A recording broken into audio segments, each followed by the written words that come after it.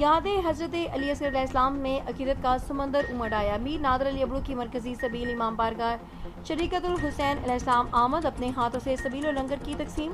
بانی پاکستان زندہ باد بیسک آرگنائزیشن کی سید عاصم رضا زیدی کی دعوت پر شرکت۔ ارسلان فاروقی سمیت ممتاز صحافتی اور سماجی شخصیات کی حاضری۔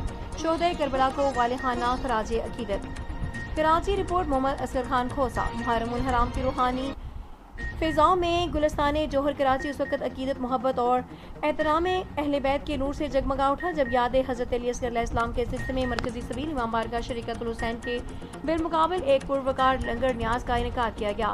اس بابرکت موقع پر عزاداران امام حسین علیہ السلام، محبان اہل بیت اور مختلف شعبۂ زندگی سے تعلق رکھنے والی نمایاں شخصیات نے بڑی تعداد میں شرکت کی۔ تقریب کا خاص بات پاکستان زندہ باد بیسک آرگنائزیشن کے بانی اور director anti corruption establishment Sindh Mir Nadir Ali Abro کی آمد تھی، جو پاکستان زندہ باد بیسک آرگنائزیشن کراچی ڈویژن کے deputy general secretary Syed Asim Raza Zaidi کی دعوت پر مرکزی سبیل امام بارگاہ شریکت الحسین علیہ السلام پہنچے۔ اس موقع پر میر نادر علی ابڑو نے عزاداروں کے درمیان گھل مل کر نہ صرف ان سے ملاقات کی بلکہ اپنے ہاتھوں سے سبیل اور لنگر تقسیم کر کے خدمت، اخلاص اور محبت اہل بیت کی ایک خوبصورت مثال قائم کی ہے۔ شرکا کا کہنا تھا کہ میر نادر علی ابڑو نہ صرف ایک اعلیٰ سرکاری افسر کی حیثیت سے اپنی ذمہ داریاں احسن انداز میں نبھا رہے ہیں بلکہ فلاحی، سماجی اور عوامی خدمت کے میدان میں بھی ان کی خدمات قابل ستائش ہیں۔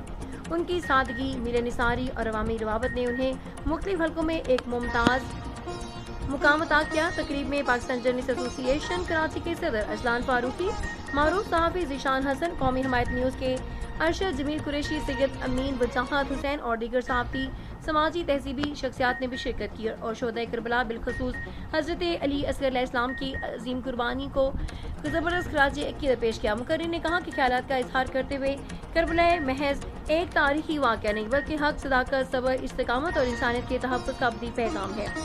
محفل کے اختتام پر شرکا میں لنگر و نیاز کا تقسیم کی گئی، جبکہ ملک پاکستان کی سلامتی، استحکام اور ترقی، امت مسلمہ کے اتحاد اور عالم اسلام میں امن بھائی چارے کے فروغ کے لیے خصوصی دعائیں مانگی گئیں۔